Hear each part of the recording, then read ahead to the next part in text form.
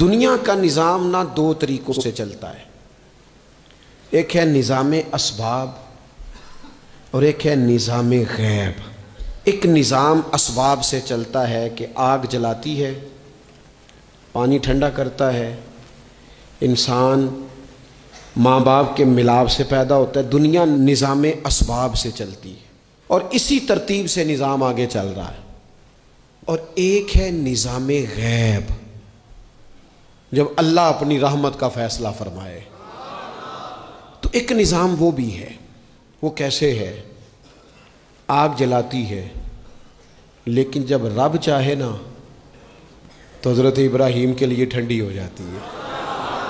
یہ کیا ہے؟ یہ نظام غیب ہے۔ نظام اسباب یہ ہے کہ ماں باپ کے ملاپ سے اولاد پیدا ہوتی ہے، اور اگر رب چاہے نا تو حضرت عیسیٰ علیہ السلام کو بغیر باپ کے بھی پیدا فرما دیتا ہے۔ ہم جو مسلمان ہیں نا، ہماری ساری کی ساری توجہ نظام اسباب پہ ہو گئی ہے۔ اسباب پورے جمع کرو، لیکن اپنے رب کی بارگاہ کی طرف رجوع بھی کرو۔ کئی دفعہ نا اسباب سارے بندے کے ہاتھ سے چھوٹ جاتے ہیں، پھر اسے ضرورت ہوتی ہے دست غیب کی، اللہ اس کی مدد کرے۔ جو آیہ کریمہ میں نے قرآن مجید کی پڑھی ہے، اس میں اللہ کریم نے فرمایا یا ایھا الذین آمنوا توبوا الی اللہ توبۃ نصوحا، اے ایمان والو اپنے رب کی طرف رجوع کرو، اپنے رب کی بارگاہ میں توبہ کرو، پر توبہ سچی کرنا، رجوع الی اللہ کرو، اللہ کی طرف رجوع کرو۔ بعض اوقات سارے نظام ختم ہو جاتے ہیں، نظام اسباب، اس وقت ضرورت ہوتی ہے رجوع الی اللہ کی، کہ نظام غیب آئے۔ حضرت سارہ رضی اللہ تعالی عنہا جو جناب ابراہیم علیہ السلام کی اہلیہ ہیں، آپ ایک رستے سے گزر رہی تھیں، حضرت ابراہیم علیہ السلام آپ کے ساتھ تھے، تو جس رستے آپ تشریف لے جا رہے تھے اس رستے میں بادشاہ بڑا ظالم تھا۔ وہ معاذ اللہ تعالیٰ ثم معاذ اللہ عورتوں کو گرفتار کر لیتا اور اپنی بدباطنی کا ثبوت دیتا۔ وہاں سے جناب سارہ گزری، مسند امام احمد بن حنبل سے یہ حوالہ عرض کر رہا ہوں۔ حضرت سارہ کو اس نے گرفتار کر لیا۔ جب وہ جناب سارہ کی طرف بڑھنے لگا تو اب وہ جتنے اسباب تھے نا اس وقت کے، وہ سارے اختیار کیے گئے، لیکن اس بادشاہ سے جان نہیں چھوٹی۔ جب وہ بڑھنے لگا تو جناب سارہ نے پھر رب کریم کی طرف رجوع کیا، مصلی پہ بیٹھ گئی، کہنے لگی مالک اب تو ہی کرم فرمانے والا ہے۔ آپ نے اس درد سے دعا فرمائی کہ وہ بادشاہ زمین پر بے ہوش ہو کے گرا اور تڑپنے لگا، قریب تھا کہ وہ مر جائے۔ تو حضرت سارہ پھر مصلی پہ بیٹھی اور اپنے مالک کی بارگاہ میں عرض کرنے لگی مالک اگر یہ مر گیا تو مجھ پہ الزام آئے گا کہ میں نے مارا ہے، اسے مارنا بے ہوش ہی فرما۔ وہ بے ہوش ہو گیا، تھوڑی دیر کے بعد ہوش آیا تو پھر آپ کی طرف بڑھنے لگا، تو آپ نے پھر اللہ کی جانب رجوع کیا۔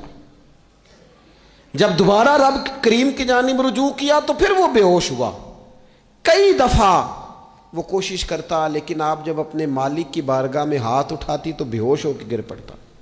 بالآخر آپ سے معافی بھی مانگی، آپ کو آزاد بھی کیا۔ ایک وقت ایسا آتا ہے جب سارے اسباب جواب دے جاتے۔ ہم مسلمان ملک میں رہتے ہیں، کچھ باتیں بڑی خوب ہیں۔ میں نے دیکھا ہے کہ ڈاکٹر جب سمجھ آتا ہے نا کہ رپورٹس، ادویات، ٹیسٹ اب اس نتیجے پہ پہنچ گئے ہیں کہ شاید یہ مریض بچے گا نہ، تو چونکہ مسلمان ملک ہے تو میرے وطن کے ڈاکٹر ایک خوبصورت جملہ بولتے ہیں، مجھے بڑا پسند ہے۔ وہ یہ نہیں کہتے اب کچھ نہیں ہو سکتا، وہ کہتے ہیں آپ دعا کریں۔ کیا مطلب؟ کہ اب رجوع الی اللہ کا وقت آ گیا ہے۔ ہمارے پاس جو شعور تھا، علم تھا، وہ ہم نے خرچ کر دیا۔ اب ٹائم ہے کہ رجوع الی اللہ کریں، آپ اللہ کی بارگاہ۔ یہ بڑا خوبصورت جملہ ہے، اچھی باتوں کا بھی تو ذکر کرنا چاہیے نا۔ یہ خوبصورت جملہ ہے کہ آپ دعا کریں۔ ایک وقت آتا ہے جب دعا کی ضرورت ہوتی ہے، دست غیب کی ضرورت ہوتی ہے۔ نبی پاک علیہ السلام 313 کو لے کے جب میدان میں آئے تھے تو ظاہری اسباب تو یہ تھے کہ 1000 سے مقابلہ کیسے ہوگا۔ تو پھر میرے قریب نے پتہ کیا کیا؟